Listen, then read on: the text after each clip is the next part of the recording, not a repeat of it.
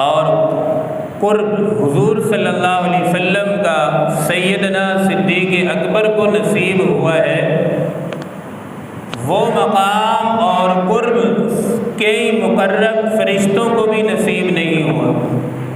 اب ایک سفر تو وہ ہے جو معراج کا سفر ہے، اس سفر میں سواری براق کی سواری ہے اور آسمان کی بلندیوں کا سفر ہے۔ دوسرا سفر غار ثور کا سفر ہے، یہ پستی زمین کا سفر ہے۔ اس سفر کے ساتھی سیدنا صدیق اکبر ہے، معراج کے ساتھی سیدنا جبرائیل امین ہے۔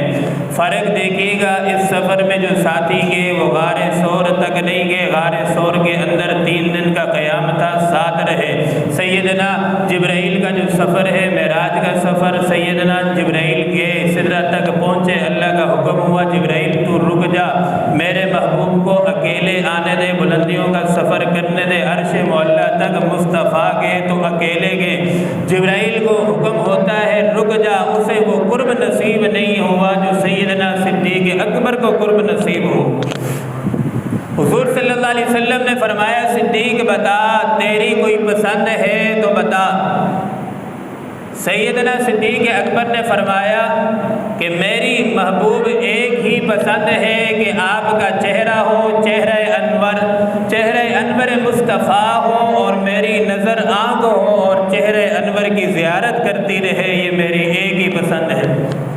سیدنا صدیق اکبر نے دولت کو پسند نہیں کیا، دنیا کو پسند نہیں کیا، مال کو پسند نہیں کیا، ایک ہی پسند کیا کہ چہرہ مصطفیٰ ہو، صدیق کی آنکھ ہو، دیدار کرتی رہے۔ سبحان اللہ۔ اللہ نے پھر صدیق کی پسند کو بھی اور صدیق کی خواہش کو بھی ایسا پورا کر دیا۔ غار ثور کا سفر ہے، 3 دن کا قیام ہے۔ محبوب نے فرمایا صدیق آج میرے دشمن میرے پیچھے پڑے ہوئے ہیں، میرے قتل کے در پہ ہیں۔ آج غار ثور کا سفر ہے، تنہائی کا سفر ہے، گھٹن سفر ہے، مشکل سفر ہے۔ اس غار ثور میں 3 دن قیام ہے، پہرہ داری تو نے کرنی ہے اور آرام میں نے کرنا ہے۔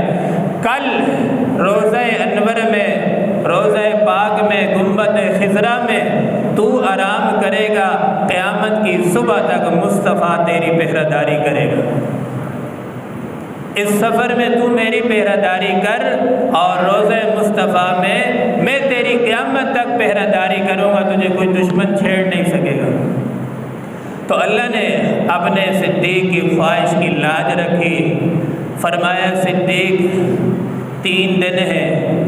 کبوتری کو بھی حکم ہوا کہ انڈے باہر دینا، غار ثور کے اندر نہیں آنا۔ کیوں؟ تاکہ صدیق جو دیدار کر رہا ہے اس کے دیدار میں خلل نہ آئے۔ ارے دشمن کو بھی حکم ہوا، جو نبی کا دشمن ہے، جو صدیق کا دشمن ہے، اسے بھی حکم ہوا کہ تم باہر رہنا، جہاں نبی ہو، جہاں صدیق ہو، وہاں دشمن داخل نہیں ہو سکتا۔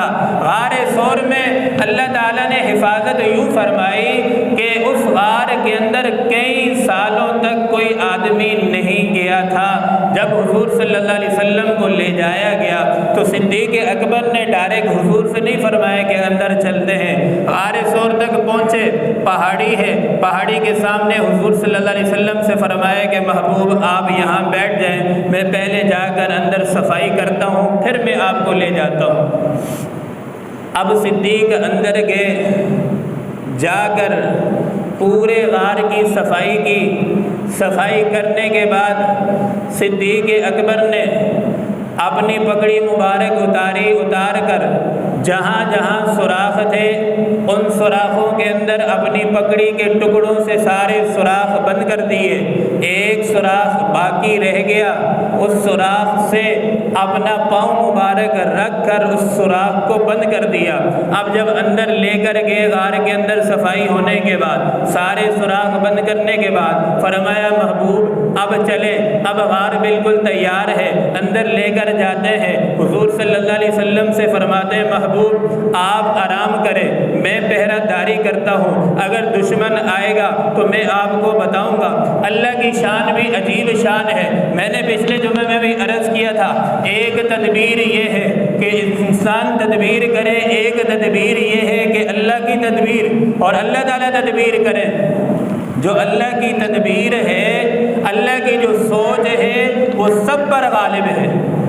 اب اللہ نے بچانا تھا اپنے محبوب صلی اللہ علیہ وسلم کو، کوئی باہر سیکورٹی گارڈ نہیں بھیجا، کوئی فوج کھڑی نہیں کی۔ اللہ نے ایک مکڑی کو حکم دیا، غار کے بالکل دروازے پر مکڑی نے ایسا تانا بن دیا کہ دشمن جب آئے پیچھا کرتے ہوئے غار تک پہنچے تو انہوں نے دیکھا کہ غار کے دروازے پر اتنے مکڑی نے جالے دیے ہوئے ہیں، جالے لگے ہوئے ہیں۔ کافروں کو یوں محسوس ہوا کہ یہاں سالوں تک کوئی بندہ بھی نہیں آیا ہوگا، حالانکہ محبوب اندر سو رہے اور صدیق اندر بیٹھے ہیں۔ دشمن باہر سے دیکھ کے وہاں سے واپس چلا جاتا ہے۔ یہ کون حفاظت کر رہا ہے؟ اللہ رب العزت خود حفاظت کر رہے ہیں۔ اور صدیق اکبر رضی اللہ تعالیٰ عنہ کے گود ہے۔ سفر میں چونکہ ساری کائنات کا جو بوجھ ہے یہ حضور صلی اللہ علیہ وسلم کے کندھوں پر ہے، چونکہ جب وحی کا نزول ہوتا تھا آپ صلی اللہ علیہ وسلم کو سخت گرمیوں کے اندر بھی اتنی سردی لگتی تھی، اتنی سردی لگتی تھی، آپ صلی اللہ علیہ وسلم فرماتے تھے کہ مجھے کمبل دے دو، زمبلونی، مجھے کمبل دے دو، سردی لگ رہی ہے۔ ایک مرتبہ مکہ کے اندر بیٹھے ہیں اور وحی کا نزول شروع ہوا۔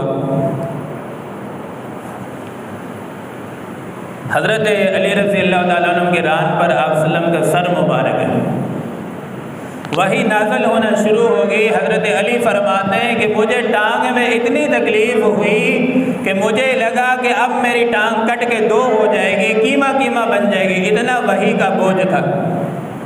بیت اللہ کے اندر تصویریں لگی ہوئی ہیں، بتوں کی تصویریں بنی ہوئی ہیں، نبی کریم صلی اللہ علیہ وسلم کھڑے ہیں۔ حضرت علی سے فرمایا کہ علی میرے کندھوں پہ چڑھ جاؤ، یہ جتنی تصویریں ہیں ساری تصویریں مٹا دو، ختم کر دو۔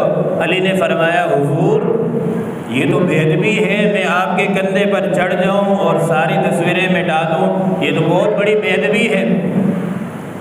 آپ ایسا کریں کہ آپ میرے کندھوں پہ سوار ہو جائیں اور سوار ہو کر یہ ساری تصویریں آپ مٹائیں۔ نبی نے فرمایا کہ علی آپ نبوت کا بوجھ برداشت نہیں کر سکیں گے، جو نبوت کا بوجھ ہے حضرت علی کے کندھے نہ اٹھا سکے۔ قربان جاؤں صدیق نے نبوت کا بوجھ اٹھایا، اونٹنی نہیں لائی، کوئی گھوڑا پیش نہیں کیا۔ فرمایا حضور نے فرمایا کہ صدیق کیسے جانا ہوگا؟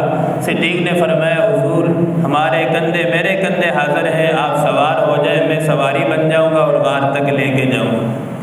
صدیق اکبر کے کندھے ہیں، حضور صلی اللہ علیہ وسلم سوار ہوئے، کندھوں پر آپ صلی اللہ علیہ وسلم کے پاؤں مبارک سینے کے ساتھ صدیق اکبر کے سینے کے ساتھ لگے اور غار تک کا سفر طے کیا۔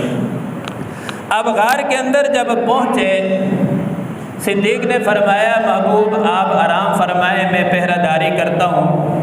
صدیق ریل بن گئے اور حضور صلی اللہ علیہ وسلم نے اپنا سر صدیق کے ران پر رکھ کر آرام فرمانے لگے۔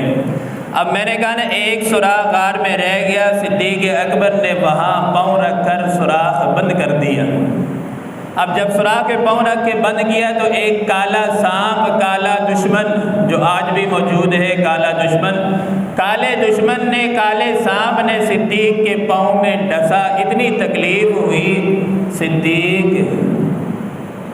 زور سے روئے نہیں، چلائے نہیں کہ نبی کی آنکھ نہ کھل جائے، لیکن انسان ہے، بشری تقاضا ہے، تکلیف اتنی ہوئی کہ تکلیف کی وجہ سے آنسو نکل پڑے۔ قربان جاؤں آنسو بھی اتنے قیمتی کہ گود میں چہرہ مصطفیٰ ہے، آپ رو رہے، ہم میں سے کوئی روئے گا ہمارے آنسو گریں گے تو زمین پر گریں گے۔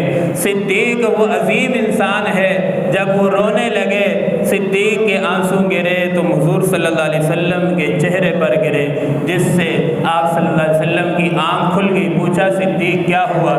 چونکہ حضور کو بھی پتا تھا یہ میرا ساتھی ایسے رونے والا نہیں ہے، چلانے والا نہیں ہے۔ پوچھا کیا بات ہے؟ فرمایا یا رسول اللہ صلی اللہ علیہ وسلم سامنے ڈسا ہے۔ آپ صلی اللہ علیہ وسلم نے فرمایا کہ پاؤں آگے کرو، جب آگے کیا پاؤں تو آپ صلی اللہ علیہ وسلم نے اپنا لعاب لگایا، ایسے ٹھیک ہو گئے کہ کبھی زخم لگا ہی نہیں تھا، کبھی سامنے ڈسا ہی نہیں تھا۔